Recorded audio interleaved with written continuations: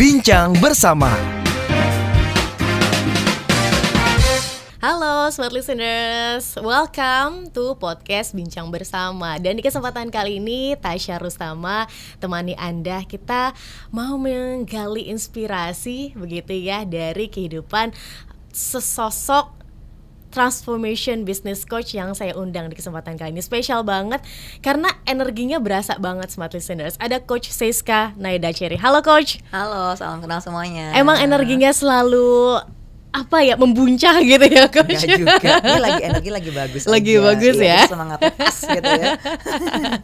Oke, Coach, kita mau tahu nih perjalanan seorang Coach Seiska sampai dengan sekarang. Waduh, panjang ya. Panjang tentu. Izin ya, dikulik-kulik nih masa kecilnya seorang Coach Seiska itu seperti apa sih? Silakan. Boleh. Oh, langsung nih. Langsung. Masa kecil ya, dari mana ya? Mungkin salah satu momen hidup aku yang cukup mengubah. Jadi itu adalah waktu aku di usia 12 tahun. Aku dikirim ke luar negeri gitu ya. Karena adanya kerusuhan. Sebenarnya dikirim sih sebelum, kayak beberapa bulan sebelum kerusuhan itu aku udah dikirim. Gitu. Dikirim dulu ke Kuching dalam 6 bulan. Kemudian dari situ aku baru dipindahin ke Beijing, ke China gitu. Nah disitulah mungkin kalau di China, yes, walaupun saya keturunan China ya kan ya, aku generasi keempat yang ada di Indonesia. Ya mukanya seperti ini tapi nggak bisa bahasanya gitu ya. Jadi waktu ke China sebenarnya wadidaw, maksudnya kulturnya beda. Jadi benar-benar culture shock sebenarnya. Karena dengan Indonesia yang kita cuman ya musim kemarau dan musim hujan saja, sedangkan di China itu 4 musim. Itu ada perubahannya. Kemudian dari bahasa juga berbeda banget, dari habitnya segala macam. Dan kalau kita tahu aja kalau di Indonesia kan kita negara yang beragama, sedangkan China bukan. Jadi banyak sekali perbedaan kayak gitu. Tapi mungkin tantangan pertama dalam hidup adalah ya ditinggal sama orang tua ya. Jadi waktu itu saya sama adik saya doang yang berdua di China. Jadi di situ belajar yang namanya harus mandiri sendiri, buat keputusan, dan ya harus secara tidak langsung kepaksa ya belajar menghadapi perasaan-perasaan kayak ditinggal sama orang tua, perasaan dengan kondisi yang berbeda. Jadi banyak belajar ya, dan menurut aku lebih banyak mungkin emosi-emosi yang harus dihadapi sih, kayak gitu. 12 tahun Coach. Iya, waktu usia umur, iya, jadi belum lulus kelas 6 SD. Iya. Betul. Udah dipindahin ke Sudah luar negeri, betul. Kayak ini di mana bos? Ya, nggak tahu gak gitu tahu. kan. Tapi memang sudah dari kecil bisa berbahasa China. Enggak. Kan? Jadi ini sangat amazing ya, karena menurut aku, jadi waktu di Beijing aku nggak bisa bahasanya. Terus dalam 3 bulan aku udah bisa ngomong, udah bisa ngerti, tapi nggak bisa nulis. Makanya aku tuh berasa tuh manusia itu hebat ya. Kalau dipikir-pikir saya juga nggak tahu gimana dalam 3 bulan bisa ngerti bahasanya dan bisa ngomong kayak gitu. Makanya Tuhan sangat luar biasa membuat kita, aduh ini kayak kita punya otak seperti sponge ya, bisa menyerap informasi begitu banyak kayak gitu. Karena sih. kita tahu bahasa China kan salah satu bahasa tersulit kan di dunia kan. Betul. Tapi seorang Coach Seiska, Coach anak pertama atau? Aku ketiga. Anak ketiga. Adik anak keempat. Berarti waktu itu berdua dengan adik. Iya, betul. Karena kamu kakak, jadi pasti harus membawa adiknya saat itu, dan masih 12 tahun. Adik umur berapa waktu itu? Dia beda 2 tahun, berarti 10 tahun. Iya, kayak gitu. Tapi sebenarnya nggak ada adik aku jadi seru-seru aja sih, ya kan. Cuman mungkin tantangan aku paling utama adalah waktu itu aku dicemplungin ke sebuah sekolah yang semuanya orang China. Jadi cuman aku sama adik aku adalah orang Indonesia, orang asing di sekolah itu, di satu sekolah. Jadi benar-benar itu cukup menderita sih. Jadi nggak ngerti bahasanya, nggak ngerti kan waktu itu SMP ya, berarti harus belajar kayak udah mulai belajar kimia kalau nggak salah, biologi kayak gitu. Bahasa udah tantangan, terus kurikulum ya pelajaran yang levelnya udah nggak ngerti deh kayak gitu. Jadi yang paling bagus adalah pelajaran bahasa Inggris sih. Yang lainnya jeblok sebenarnya kayak gitu. Cuman akhirnya kayak 2-3 tahun udah bisa keep up. Tapi kan butuh usaha yang tiap hari belajar. Aku inget banget tuh ya, jam 7 malam kita tuh harus nonton berita. Karena di China itu namanya Xinwen Lianpo, jadi seperti kayak berita malam. Karena dulu tuh dipercaya bahwa acara berita itu ada mereka tuh ngomong Mandarin yang paling standar. Kayak gitu. Jadi setiap malam jam 7 kalau nggak salah harus nonton dengan yang kita nggak tahu ya, bosen lah, harusnya kan namanya juga berita ya kan, bukan kartun kayak gitu. Tapi biasanya ya itu sih yang jadi habit, jam 7 malam harus nonton berita itu. Orang tua saat itu di mana? Di Jakarta. Di Jakarta. Ya, cuman nemenin sebentar, dititipin sama orang, terus ya udah mereka balik ke Jakarta. Oke. Tapi ketika kecil dulu, sebelumnya sudah ada persiapan kah untuk ya the worst case someday harus terjadi seperti ini? Nggak ada sih sebenarnya. Aku rasa orang tua aku cuman bisa, oh ya pilihan terbaik waktu itu mungkin dibandingkan opsi-opsi lain, mungkin kayak Singapura, Australia, dan lain sebagainya. Orang tua aku mikir, oh ya katanya China, karena kan mereka pikir ada kayak wisdom dari China-nya, kayak Taoism kayak gitu kan. Jadi mungkin masih selaras dengan nilai-nilai Asia kayak gitu. Jadi maka dipilihlah China. Dan mungkin orang tua aku mungkin punya kerinduan kali ya. Walaupun kita keturunan Cina, masa nggak bisa bahasa Mandarin. Jadi dikirimlah anak-anaknya ke sana. Ke sana. Gitu. Bertemu lagi dengan orang tua umur berapa tuh coach? Oh, kalau bertemu sih setiap tahun ketemu ya. Oke. Tapi aku itu ya kurang lebih cuma setiap tahun balik aja, jadi liburan. Jadi ketemu sama orang tua setiap tahun paling satu minggu, 2 minggu, paling lama 1 bulan. Akhirnya jadi kebiasaan, jadi cuma liburan doang. Kayak gitu. Jadi yang lainnya ya di luar negeri ya, sampai aku 2017 baru balik ke Indonesia. Kayak gitu. Jadi aku di China itu S1 di Peking University. Habis itu aku kerja dulu di radio station, sebenarnya jadi host juga. Makanya rindu ya berasa di lingkungan seperti ini. Kemudian abis itu aku ambil S2 di Fudan University di Shanghai. Baru aku kerja lagi sebagai profesional di marketing research agency selama 3 tahun. Baru balik ke Indonesia. Barulah bergabung ke family business yang namanya Capital Bakery and Cake kayak gitu. Oke, sampai sekarang? Sampai sekarang jadi setelah aku udah bantu kurang lebih 7 tahun di family business, 2022 aku sabbatical. Aku lepasin semuanya selama 4 bulan. Aku pindah ke Bali 4 bulan doang tapi. Terus aku remap lagi hidup aku, karena waktu itu aku ada satu pertanyaan buat diri aku. Kalau kan pas lagi pandemi banyak yang meninggal ya, jadi kita nggak pernah tahu next second apa yang akan terjadi dalam hidup kita. Jadi aku bertanya aku nanya sama diri aku satu pertanyaan ini. Kalau misalnya aku nggak pengen menyesal, aku akan melakukan apa saat ini juga? Jawaban aku adalah dari dulu pengen ngebantu orang, cuman nggak tahu caranya gimana. Tapi karena aku udah di family business cukup lama dan aku juga udah bisa ngebuktiin diri aku sendiri juga, aku bisa ngebantu orang lain. Yang dari Capital Bakery cuma 5 outlet bisa ngebantu menjadi 15 outlet dalam waktu 2 tahun. Jadi aku udah punya proven framework dan tools, dan tentunya mengubah diri aku ya menjadi pemimpin yang lebih baik lagi. Karena waktu aku bergabung di family business ini, aku tuh orang yang sangat bossy, intimidasi gitu kan ya. Jadi agresif banget gitu kan. Karena dari China kan, kalau China tuh kerja hasil ya kan, nggak peduli perasaan ya. Jadi kalau aku tuh dulu adalah tipe pemimpin yang mematikan rasa aku. Jadi nggak ada namanya perasaan. Jadi cuma hasil nggak cocok SP. Tapi di Indonesia, apalagi di family business, cara kerja seperti itu tidak bisa diterima. Ya aku hampir bisa dibilang dibenci sama satu perusahaan ya, kurang lebih gitu ya.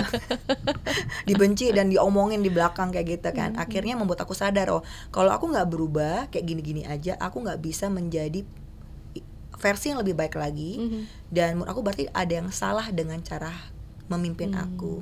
Dan itu yang membuat aku jadi oh ya ternyata harus perlu ada empatinya juga ya. Makanya dalam leadership aku jadi fokus yang namanya keseimbangan antara tegas tapi juga bisa tahu empatinya kayak gitu, bisa lembut ya katanya kayak gitu ya. Lebih ke situ sih perjalanan aku. Oke, wow. Jadi kan dinamis banget nih ya, Coach, melihat bagaimana sebenarnya situ dapat culture Indonesia, dapat juga culture China, bahkan beberapa China-nya nggak cuma di Beijing ya, tapi juga di Shanghai, bahkan juga sempat ke. Ini kan dinamis banget. Apa yang akhirnya ada nggak sih sesosok atau hal yang akhirnya bikin Coach Saskia tuh oke, ini yang benar-benar berdampak dan membentuk Coach sampai dengan sekarang? Berdampak ya. Menurut aku mungkin orang yang paling terdekat adalah mama ya. Mama aku dia juga dominan. Alpha female. Ya, alpha female. Seorang eksekutor. Menurut aku secara tidak langsung aku terpengaruhi cukup banyak ya. Maksudnya memang mama mengajarkan value-value seperti kerja keras, wanita harus mandiri, kayak gitu ya, bisa mengandalkan dirinya. Makanya mama aku cukup adil sama anak-anaknya. Adil meaning kita 3 perempuan, 1 laki-laki, malah perempuannya semuanya S2. Malah yang laki-laki tidak, kayak gitu kan. Jadi mama aku cukup adil secara segi edukasi. Karena mama aku mengajarkan edukasi adalah superpower atau weapon.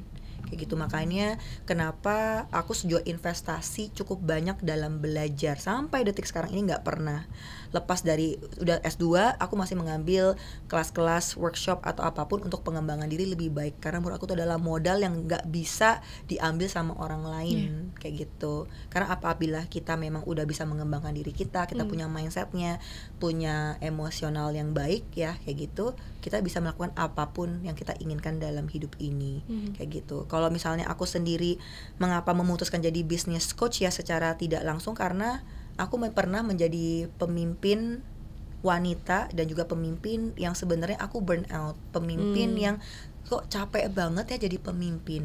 Padahal aku percaya aku punya potensinya, tapi karena dulu aku nggak tahu caranya, akhirnya aku udah menemukan frameworknya. Ternyata bisa loh kita mempunyai kejelasan.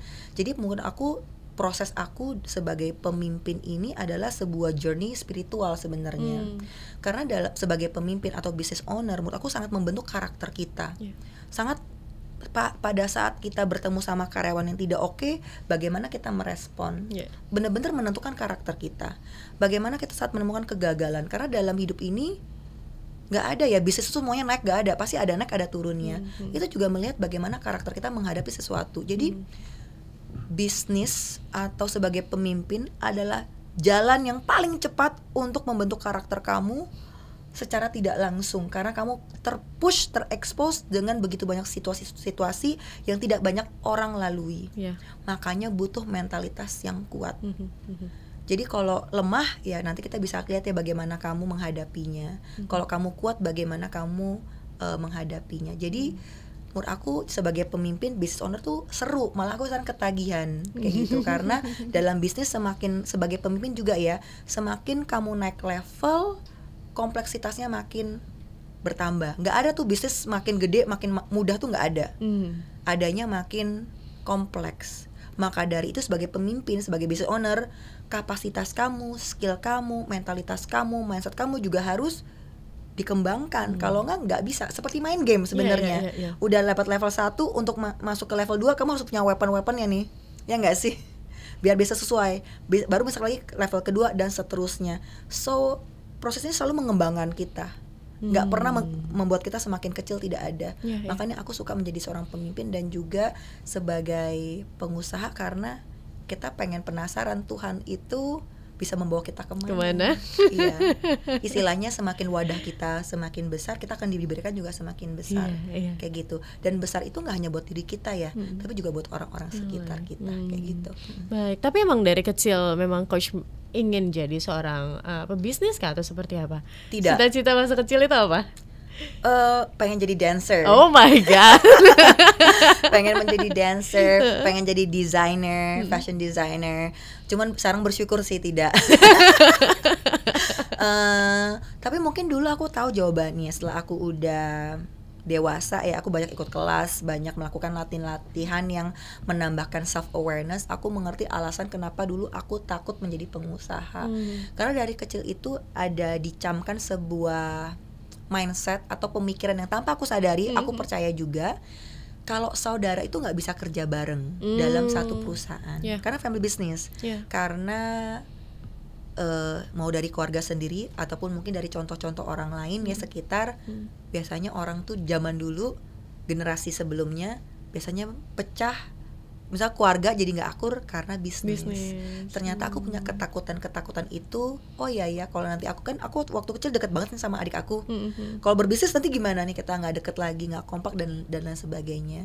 Tapi setelah aku jalanin, ternyata cuman kita tidak tahu caranya saja. Kalau kita udah tahu caranya, sebenarnya bisa kok difasilitasiin. Jadi aku sekarang sebagai business coach nggak hanya membantu pengusaha atau pemimpin transformasi dari dalam, ya, untuk mengenali karakternya, value-nya, mengenali limiting belief-nya, tapi at the same time aku juga ngebantu family business atau perusahaan-perusahaan yang memang dijalankan bersama kayak suami istri, atau sama teman baik, ataupun seperti family business. Karena banyak sekali bisnis itu tidak bisa maju karena masalah internalnya, dan masalah internal itu bukan karena nggak tahu cara mengembangkannya, tapi karena masalah emosinya, ada salah paham, konflik, value yang tidak sama dan lain sebagainya. Maka dari itu aku juga sekarang ngebantuin family business ataupun partnership ya dalam perusahaan, gimana mereka bisa align biar sinkron lagi, baru nanti mereka bisa gaspol ke depan kayak gitu. Karena pengalaman pribadi, jadi semua coaching bisnis aku sama yang fasilitasi dalam family business itu karena berdasarkan pengalaman aku pribadi. yang aku tahu, oh ternyata perlu lo diomongin, oh perlu lo diselaraskan kayak gitu sih. Oke, menarik nih, aku mau maju ke pandemi COVID. Hingga akhirnya mutusin, oke, aku lepasin semua, pergilah ke Bali. Iya. Itu apa yang ada di pikiran Coach Siska? Kan mungkin udah dapet apa yang diinginkan mungkin di saat itu, udah mungkin entahlah, tapi kenapa akhirnya memutuskan itu? Ini kan sebuah keputusan yang besar ya kalau menurut aku. Jawabannya karena nggak pengen menyesal. Itu kata kuncinya, nggak mau menyesal. Mungkin pengen hidup ini lebih bermakna tuh gimana sih? Karena tentu di family business udah aman ya, maksudnya dari secara finansial, secara bisnis juga udah autopilot. Jadi sebenarnya fondasinya tuh sudah ada. Dan aku mikir, jadi karena aku sendiri juga belajar banyak, aku tahu aku pemimpin seperti apa. Aku tuh pemimpin yang kalau perusahaannya sudah tenang, sudah stabil, sudah tidak perlu aku lagi. Dan aku juga nggak merasakan seru kalau cuma maintenance doang. Gitu. Jadi secara tidak langsung aku ke Bali untuk menyusun lagi sebenarnya. Oh ya, karena ini udah stabil, next journey aku apa sih sebagai seorang Siska kayak gitu. Kebetulan dulu aku pernah ikut kelasnya Pak Hing yang NLP, Neuro Linguistic Programming, dan aku ingat banget salah satu aku punya goal itu pengen menjadi coach. Iya, jadi ini adalah mimpi yang mungkin terundur sebentar gitu ya. Jadi akhirnya aku 2022 memutuskan, aku ada pakai sebuah framework namanya Ikigai. Ada 4 pilar yang kita harus interconnectkan, yaitu what you're really good at, what you're really passionate about, what you can contribute to the world, and what you can be paid for. Jadi aku menggunakan framework ini untuk menyusun lagi hidup aku. Sebenarnya aku mau kemana jalannya. Kayak gitu. Akhirnya oh ya karena aku suka bisnis, aku suka personal development, personal transformation, karena aku selalu mendapatkan kepuasan saat aku melihat tim aku berubah dari dalam, gitu ya. Mau dari mereka pede, lebih mereka bisa mau mengiyakan challenge dalam perusahaan. Kemudian oh ya aku bisa bantu orang, dari kecil aku pengen ngebantu orang, oh ini bisa ya kayak gitu. Kemudian aku juga bisa dibayar, why not kayak gitu ya. Jadi aku akhirnya memutuskan untuk menjadi business coach. Cuman waktu itu aku ada berdoa, kalau ini memang jalannya, tolong dipermudah. Kemudian waktu di Bali nggak ada kerjaan, kan bosan ya. Jadi aku buat konten di situ. Akhirnya dari konten itu aku dapat 1 DM yang nanya, minta dong price listnya. Dari situlah aku mulai journey sebagai business coach melalui Instagram. Jadi itu agak menarik sih sebenarnya. Jadi ya aku sekarang bahkan dapat klien dari Instagram, anehnya kayak gitu. In a way, lucu banget. Seru banget ya. Iya. Tapi Coach Siska berani banget gitu untuk menentukan arah hidupnya, karena kan banyak orang yang nggak berani dan tetap stay stuck di tempat yang sama. Oke, aku udah sampai di sini, udahlah gitu, udahlah inilah cukup lah, nggak mau lagi melangkah. Tapi Coach Siska berani untuk melepas itu semua. Karena menurut aku ada rekodnya. Rekodnya meaning aku memang jadi sepanjang perjalanan hidup aku ya sampai saat ini, aku biasa punya tendensi 3 tahun sekali suka pindah Biasanya kalau aku udah menguasai sesuatu, aku pindah. Pindah. Jadi dulu yang aku tadi pernah jadi S1, kemudian aku kerja di radio, aku sudah menguasai sesuatu, akhirnya aku S2 lagi, baru kerja lagi, aku menguasai 3 tahun, biasanya aku udah mulai bosen tuh. Nah, setiap kali buat keputusan, aku tahu itu membuat aku lebih baik, jadi aku nggak pernah takut jadinya. Walaupun sepertinya ada kayak reset, kayak ada sedikit setback, mundur sedikit ya. Sepertinya ada, cuman setiap reset ini menurut aku membawa aku jenjang lebih tinggi lagi. Bahkan waktu aku balik setelah dari China, dari Shanghai, balik lagi ke family business, gajinya juga jadi turun gitu kan ya, udah beda gitu kan, fasilitasnya udah berbeda gitu. Tapi dalam 1-2 tahun aku punya tendensi bisa keep up lagi naik ke atas. Jadi aku bisa kembali lagi ke sebelumnya atau bakal bisa lebih tinggi lagi daripada sebelumnya. Jadi aku punya pattern yang kelihatan kayak gitu. Yang dari kalau aku track record, oh ya aku selalu berkembang, jadi aku bisa percaya sama diri aku mempunyai kekuatannya juga, punya kapasitas yang mungkin modal PD yang diberikan oleh Tuhan ya, cuma bisa bilang kayak gitu ya. Dan aku tahu, yes, mungkin 1 tahun mungkin nggak begitu menyenangkan, karena belajar ulang lagi. Tapi setelah itu pasti balik lagi dan bisa melampaui daripada sebelumnya. Itu selalu pattern yang aku temukan. Karena pattern itu yang membuat aku, it's okay, 4 bulan gak ngapa-ngapain, sepertinya ya nggak ngapa-ngapain literally. Jadi akhirnya ya mulai explore buat konten segala macem, belajar hal yang baru. Waktu itu aku umur berapa ya? Berarti umur 36 ya. Berarti kan belajar lagi buat konten dan dulu nggak pede.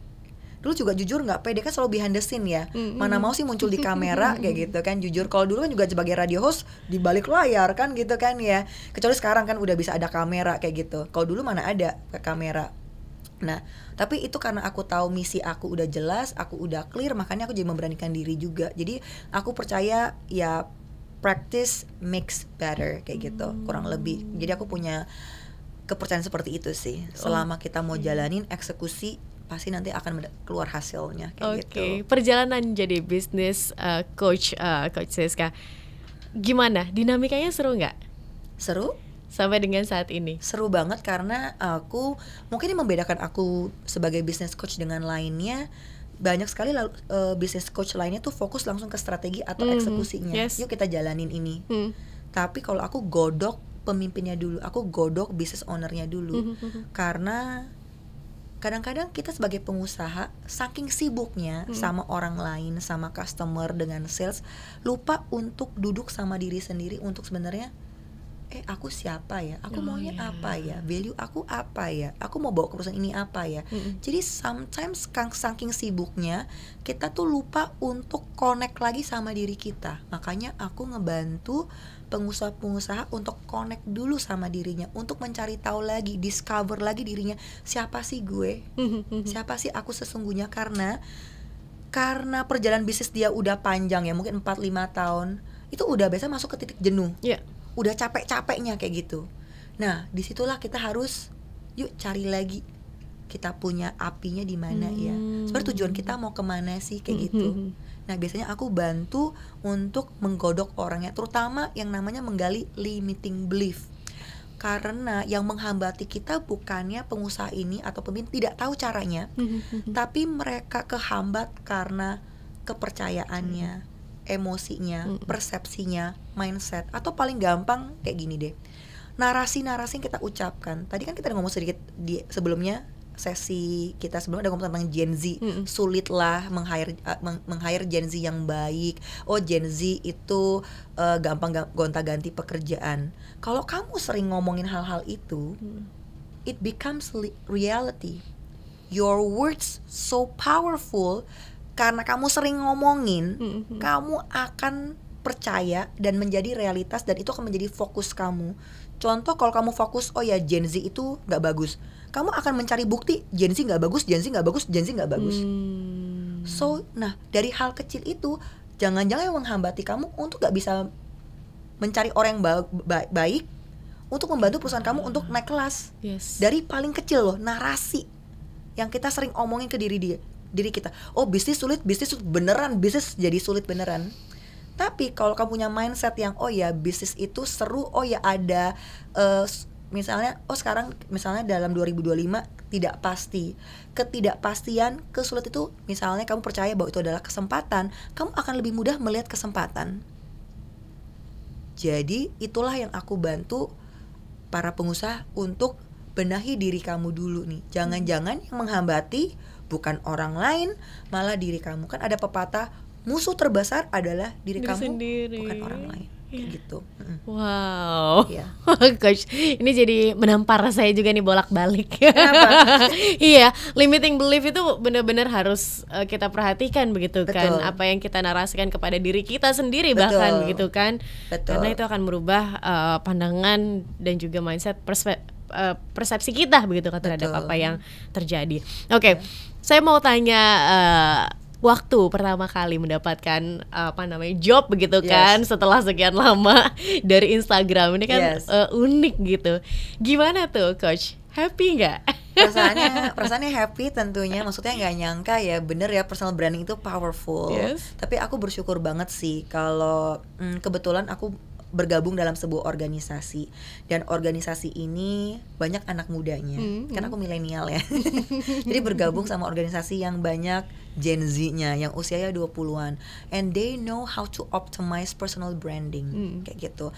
Karena aku adalah seorang pemimpin atau seorang yang kinestetik, aku tuh perlu ngalamin sendiri, aku perlu ngeliat sendiri biar aku percaya. Jadi aku bersyukur banget sih dipertemukan sama Gen Z leaders atau business owner yang benar-benar mereka menggunakan digital platform gitu ya, atau kita sebut ya mau itu e-commerce, mau personal branding, yang hal-hal seperti ini yang ternyata bisa menjadi strategi ataupun aset dalam perusahaan kita, kayak gitu. Makanya bagi kamu business owner atau leaders yang millennials ataupun ke atas, yuk belajar hal yang baru, karena kalau enggak nanti akan tambah terlambat.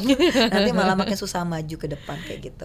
Oke, sebenarnya makna kesuksesan untuk Coach sendiri itu seperti apa sih? Ada nggak nanti akhirnya akan seperti apa? Gini, ini limit saya sukses.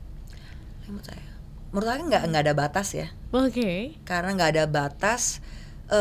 Mungkin sukses di mata saya adalah seberapa banyak orang yang bisa saya bantu. Maka saya bilang unlimited. Karena bisa 1 orang, bisa 100, bisa 1 juta atau lebih. Dan tentunya orang yang mau saya bantu gak hanya di Indonesia, tapi juga bisa di luar Indonesia, kayak gitu. Makanya unlimited. Dan menurut aku kan dampak itu gak bisa diukur. Tentu walaupun kita ngomong, kenapa saya mau kerja bareng sama pemimpin? Karena saya yakin dengan satu pemimpin, dia punya pemikiran yang sehat, mindset yang kuat, emosional yang juga stabil, dia akan membawa dampak ke banyak orang, karena timnya bisa 10, 100, 1000 dan lain sebagainya. Makanya sukses yang saya bilang tidak terbatas, kayak gitu.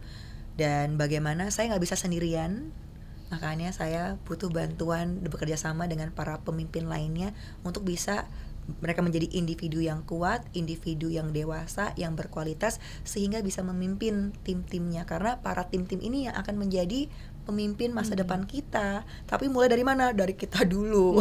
Gak bisa berharap Gen Z jadi pemimpin gitu kan. Tapi kita yang bisa menjadi contoh terlebih dahulu buat tim-tim. Jadi memang visi misi aku adalah membantu pemimpin transformasi dari dalam, biar nanti bisa membawa dampak untuk sekitarnya. Itu sih lebih visi misi saya, kayak gitu. Semoga bisa terwujud kan. Amin. Kalau di luar pekerjaan, bikin konten, sharing Siska, itu Coach ngapain sih? Saya ngapain? Sekarang lebih baik fokus ke networking, ketemu banyak orang. Jadi saya bergabung dengan beberapa organisasi seperti EO Entrepreneurs Organization, terus ada BNI Business Network International, dan abis itu juga ada JCI, dan juga masih banyak hal-hal yang lain ya. Maksudnya bisa bahkan dari Instagram bisa connect dengan orang baru. Jadi salah satu fokus aku adalah networking. Kemudian hobi saya memang suka belajar, jadi di mana ada webinar, ada workshop, di mana lah saya ada biasanya, kayak gitu ya. Jadi dan belajarnya nggak hanya di Indonesia, bisa di luar negeri. Yang kemarin aku barusan di Maret, aku ada pergi ke Orlando, aku ikut sertifikasi Maxwell Leadership Indonesia, memperkuat lagi tentang leadership itu, teknik coaching, training dan juga speaking, dan lainnya.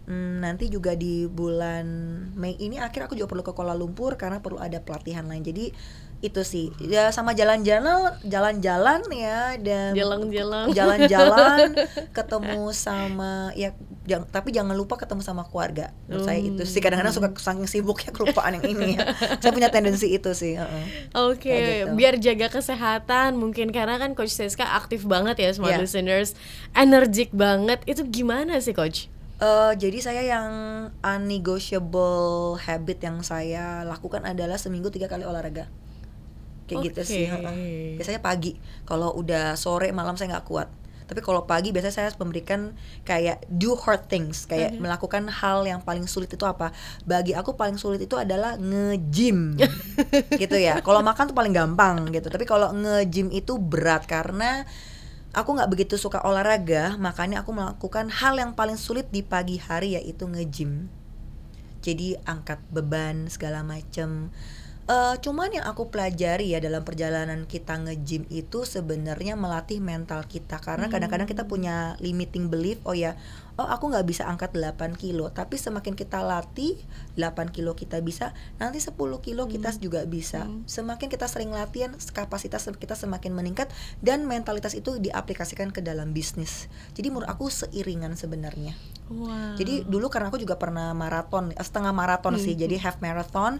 Itu menurut aku juga ngebantu mentalitas kita. Cuman aku sekarang nggak begitu lari sih, lebih larinya cuma 5 kilo aja, yang cukup-cukup aja. 5 kilo ya, itu udah lari ya tapi Coach. Udah nggak mau yang setengah maraton, nggak mau lagi full maraton, udah kapok, cukup yang demi menjaga kesehatan tapi lebih fokus ke weightlifting. Karena aku tuh ada ngeliat satu grandma dari US, dia tuh menginspirasi aku banget karena dia usia 73 tahun ini dia usia 73 tahun dan dia bisa pull up 13 kali, dan dia mulai latihan pull up itu di usia 61 tahun.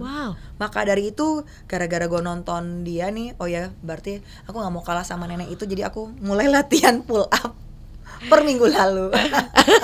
Jadi age is just a number ya Coach. Ya betul, age just a number. Bener-bener banget. Oke. Kita mau closing, tapi mungkin Coach ada nggak pesan yang ingin disampaikan kepada Smart Listeners yang menonton dan juga mendengarkan podcast di kesempatan hari ini? Mungkin connect dengan diri kamu, know yourself deeply. Kadang-kadang kita terlalu sibuk melihat luar, tapi kita lupa sama diri kita lupa dengan kekuatan kita lupa sebenarnya apa sih talenta ataupun hadiah yang sudah diberikan oleh Tuhan. Mau itu secara skill, mau secara itu karakter, ataupun hal-hal yang mungkin selama ini kamu hiraukan. Kalau kita bisa mengenali diri kita lebih baik lagi, kita bisa mengasahnya, kita bisa memperkuatkannya dan bisa berbagi ke orang lain. Tentunya saat kita mengenali diri kita juga jadi bisa mengelola kelemahan kita itu apa. Saat kita bisa berubah, transformasi dari diri kita baru bisa mempengaruhi orang sekitar kita. Jadi menurut aku semua transformasi semuanya dari dalam, dan nanti kita bisa mempengaruhi orang sekitar kita. Jadilah contoh pertama dulu, dan kita, ini menurut aku ya, mungkin kerinduan aku adalah gimana di Indonesia bisa punya lebih banyak lagi pemimpin-pemimpin yang berkualitas dan juga dewasa. Mulailah dari diri kita sendiri. Makanya aku juga selalu berusaha menjadi contoh yang baik gitu ya. Tentu jangan ada pressure juga ya. Cuman aku berbuat yang sebaik mungkin gitu, sedisiplin mungkin, bertanggung jawab juga, dan lain sebagainya. Oke, thank you Coach. Sangat menginspirasi untuk saya pribadi, begitu ya Smart Listeners. Ayo lebih semangat, lebih ya itu tadi Coach Seiska bilang, limiting belief itu benar-benar harus kita perhatikan banget. Dan thank you Coach. Thank you sudah juga, berbagi, sudah mau cerita. Sama-sama. Seorang Coach Seiska kecil seperti apa. Terima kasih. Dan juga. Smart Listeners, terima kasih sudah bersama kami dalam podcast Bincang Bersama. Kita tutup ya, dan kami harus undur diri. Saya Tasya Rustama dan saya Coach Seiska. Kami pamit, sampai jumpa di episode lainnya. Bye-bye. Bye-bye. Bincang Bersama.